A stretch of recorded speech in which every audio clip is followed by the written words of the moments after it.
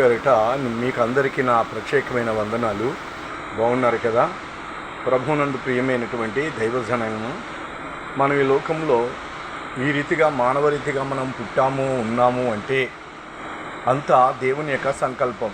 ఆయన ఇష్టపడి మనలను నరులుగా పుట్టించాడు. గుర్తుంచుకోండి, సృష్టికర్త లేకపోతే భూమి, ఆకాశము, సృష్టి, సూర్య, చంద్ర, నక్షత్రములు, గాలి, నీరు, అగ్ని, సర్వజీవకోటి ప్రాణులు మరియు చెట్లు అన్నీ కూడా ఆయన వలనే కలిగినది ఏది ఆయన లేకుండా కలగలేదని యోహాను సువార్తలో 1వ అధ్యాయంలో వ్రాయబడినది. కాబట్టి ప్రభు యొక్క కార్యాలలో మనము చేతులు చాపువారిగా ఉందాం, సహకరించేవారిగా ఉందాం. దేవుని కార్యాలు చేసేవారికి అంటే దేవుని గురించి చెప్పేవారికి, ఆయన రాకడ గురించి చెప్పేవారికి, పాప జీవితం నుండి విముక్తి పొందటానికి మార్గము గురించి వెల్లడి చేయవారికి, అంటే స్వార్థ పరిచర్య చేయవారు, నాలాగా స్వార్థ పరిచర్య చేయవారికి మీరు సహకరించండి. ఈ ప్రపంచంలో దేవుడు ఎన్నెన్నో గొప్ప ఉద్యోగాలు ఇచ్చాడు, అంటే జ్ఞానం ఇచ్చాడు, చదువిచ్చాడు, జాబులు కూడా ఇచ్చాడు కదా. కేవలం మన ఖర్చు కోసమే, మన బ్రతుకు కోసమే మనం లక్షలు ఖర్చు పెట్టుకుని తింటున్నామే. ప్రభు యొక్క పనిలో కనీసం కొంచెమైనను మీరు సహకరిస్తే మీకు ఎంత ధన్యత ఉంటుందో తెలుసా? కాబట్టి కొన్ని ఆఫర్లు ఇస్తున్నాడు దేవుడు. ఈ భూలోకంలో ప్రతి మనిషి కూడా పాపాత్ముడే.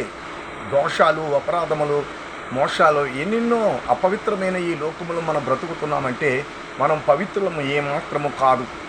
మనకు శిక్షదండన ఉంది, మనకు తీర్పు ఉంది. ప్రతి మనిషికి తీర్పు జరుగుతుంది. ఎక్కడైనా సరే మనం పట్టబడిపోతాము, మనం నేరస్తులమే, నీతిమంతులమని చెప్పుకోవడానికి అవకాశం లేదు. ఆ భయంకరమైన ధవల సింహాసన తీర్పు నుండి, దేవుని యొక్క ధవల సింహాసనం యొక్క తీర్పు నుండి మనము రక్షింపబడాలి అంటే మంచితనం ఉండాలి, ప్రేమ ఉండాలి, దేవుని అంటే భయం ఉండాలి.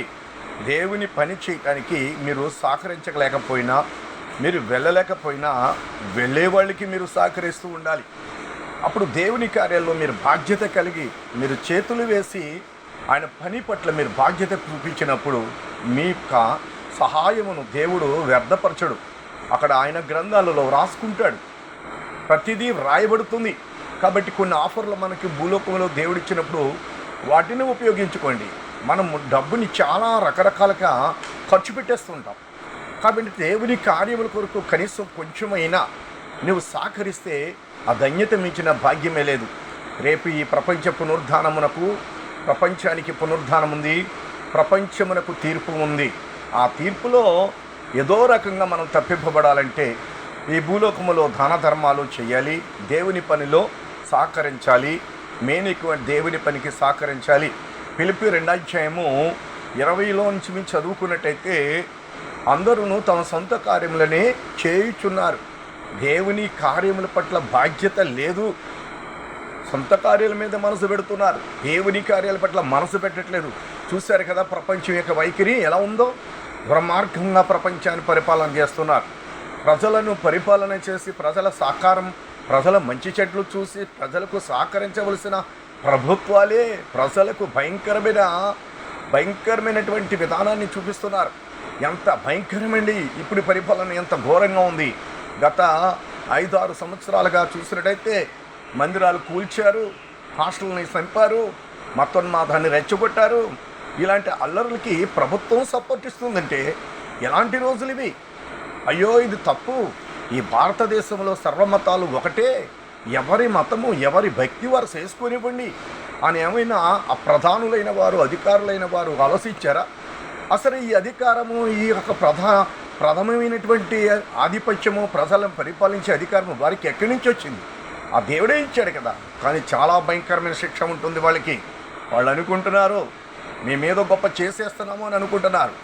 అధికారులైన వారికి దేవుడిచ్చిన వారి అధికారాన్ని వారు ఎలా నిర్వర్తించారు, ప్రజల పట్ల వారు ఎలా ప్రవర్తిస్తున్నారు? ప్రజలను హింసిస్తున్నారా? భయంకరంగా చంపుతున్నారా?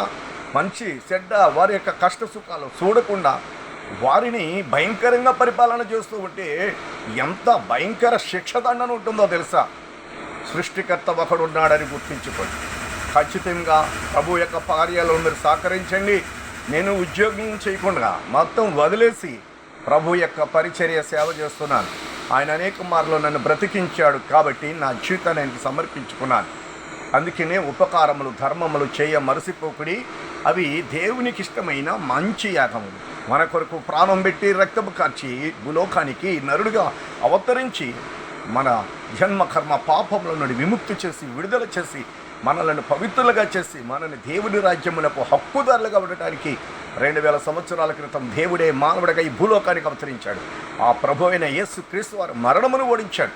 ఆయన పనిలో మీరు బాధ్యత కలిసి చూపించినట్టయితే ఈ భయంకరమైన శిక్ష నుండి మనం తప్పింపబడతాం. ఆమేన్.